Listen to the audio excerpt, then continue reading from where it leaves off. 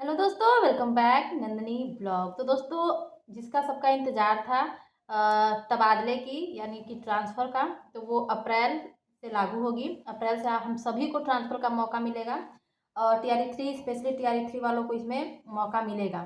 तो ऐसे जो भी शिक्षक साथी हैं जिनको ट्रांसफ़र का इंतज़ार था, वो इस वीडियो को ज़रूर लास्ट तक देखें, क्योंकि इसमें आप लोग के लिए काफ़ी कुछ न्यूज़ है। मैं पढ़ के सुना रही हूँ कि इसमें क्या क्या दिया गया है। यह शिक्षा विभाग पुरानी नियमावली में संशोधन कर रहा, जल्द कैबिनेट में जाएगा प्रस्ताव।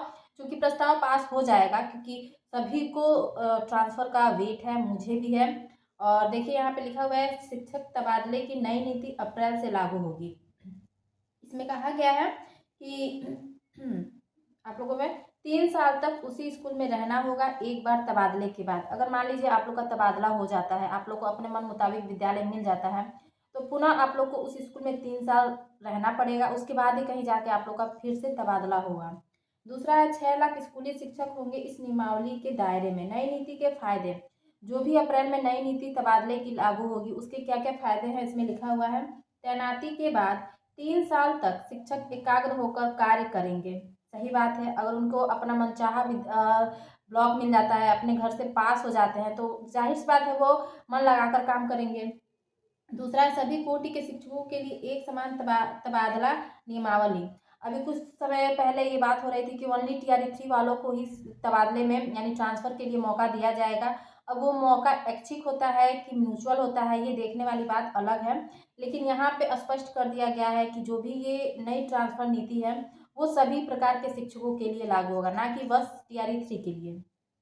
चौथा है, बीमारी और विशेष परिस्थिति में स्थानांतरण में अड़चन नहीं आएगी। अगर मान लीजिए आपकी कोई विशेष परिस्थिति है या फिर आपको किसी भी प्रकार का गंभीर बीमारी है, तो उस स्थिति में आप लोग का जो भी ट्रांसफ़र की प्रक्रिया है वो बहुत जल्द ही कर दी जाएगी। उसमें किसी भी प्रकार का लेट लतीफ़ी नहीं की जाएगी। चौथा है, हर साल जून और दिसंबर में ही होगा तबादला। इसका मतलब देखिए, नई ट्रांसफ़र नीति के अकॉर्डिंग ये बात कही जा रही है कि हर साल जून और दिसंबर में आप लोग का जो भी तबादला की जो भी नीति है वो लागू की जाएगी। मतलब हर साल आप लोग का जिसका भी ट्रांसफ़र नहीं हो पाएगा या फिर जो भी नए शिक्षक नियुक्त होकर आएंगे, अगर उनको उनका मनचाहा जिला नहीं मिला होगा, तो उनको जून और दिसंबर इन दोनों महीनों में ट्रांसफ़र के लिए वो अप्लाई कर सकते हैं। तो ये काफ़ी अच्छी बात है। मतलब अब ये हो रहा है, ई शिक्षा कोष पोर्टल के माध्यम से होंगे तबादले। तो ये ट्रांसफ़र कैसे होगी इसके बारे में भी बताया गया है। इसमें लिखा है, तबादले की पूरी प्रक्रिया ई शिक्षा कोष पोर्टल के माध्यम से होगी। तबादला चाहने वाले शिक्षक ई शिक्षा कोष पोर्टल के माध्यम से 2 साल में 2 बार मई और नवंबर में आवेदन कर सकेंगे। मतलब साल में 2 बार आप लोग ऑनलाइन आवेदन मतलब ई शिक्षा कोष पर आवेदन कर सकते हैं ट्रांसफ़र के लिए।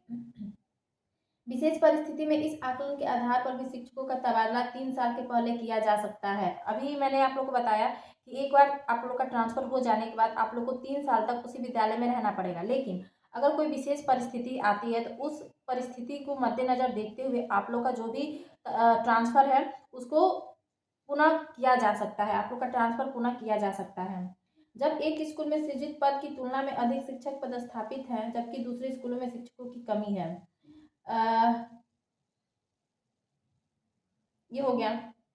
अब है देखिए, राज्य में स्कूलों की संख्या।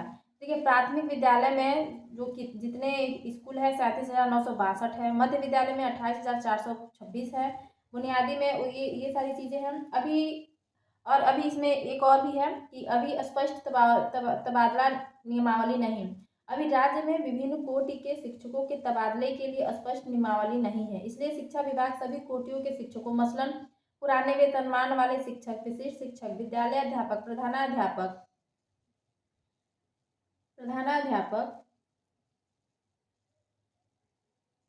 1 सेकेंड,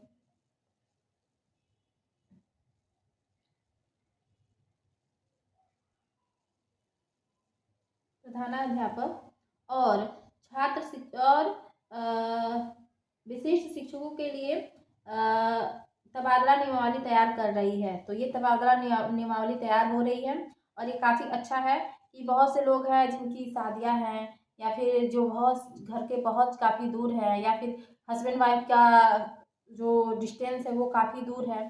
तो मे बी कि अप्रैल मई जून में हम लोग का तबादला की नीति पुनः हम लोग को तबादले के लिए मिलेगा। तो ये काफ़ी अच्छा है। 1 लाख शिक्षक स्थानांतरण का कर रहे हैं इंतजार। ये जो भी स्थानांतरण का 1 लाख से अधिक शिक्षक इंतजार कर रहे हैं, उसमें मैं भी आती हूँ, क्योंकि अब यहाँ रहने का मतलब मन नहीं करता है, घर से काफ़ी दूर है। तो बस ये है कि जैसे ही ट्रांसफ़र नीति आए, मैंने पिछले साल ट्रांसफ़र के लिए आवेदन किया था, लेकिन एक डर की वजह से मैंने वो कैंसिल कर दिया था कि पता नहीं फिर स्कूल कैसा मिलेगा, कैसा नहीं मिलेगा। लेकिन जो भी हो, इस बार जैसा भी हो, मैं भी अपने घर के पास ही जाना चाहूँगी, क्योंकि पटना में रह के भी पटना का कोई फैसिलिटी नहीं मिल पा रही है।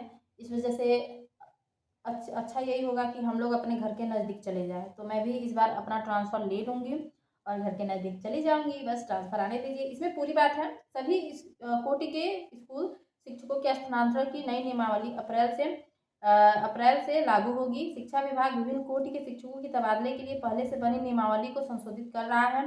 माना जा रहा है कि मार्च में इस नियमावली को अंतिम रूप से संशोधित कर दिया जाएगा, यानी कि जो भी संशोधन है मार्च तक कंप्लीट कर दिया जाएगा। इसके बाद राज्य में कैबिनेट से मंजूरी लेकर इसे लागू किया जाएगा। नई संशोधन नियमावली के आधार पर जून में बड़े पैमाने पर शिक्षकों के तबादले होंगे, यानी कि जून में हमारा ट्रांसफ़र होगा।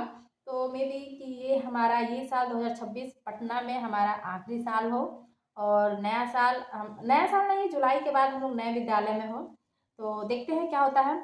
और एक बात ये है कि ये तबादला है, तो अब ये जो बहुत से शिक्षक ये थे कि उनको ये लग रहा था कि क्या तबादला बस टीआरई 3 वालों का होगा, तो नहीं, तबादला बस टीआरई 3 वालों का नहीं होने वाला है। तबादला पूरा सबका होगा। जो है टीआरई 1, टीआरई 2, टीआरई 3, पुराने जो टीचर, वेतनमान वाले जो टीचर हैं उनका, विशिष्ट टीचर हैं उनका, सबका ट्रांसफ़र होगा। जो भी ट्रांसफ़र चाहता है उन सबकी ट्रांसफ़र होगी। तो आज ट्रांसफ़र के लिए यही न्यूज़ था। बाकी के लिए नेक्स्ट वीडियो में देखते रहिए कि अगला न्यूज़ क्या है। तब तक के लिए बाय।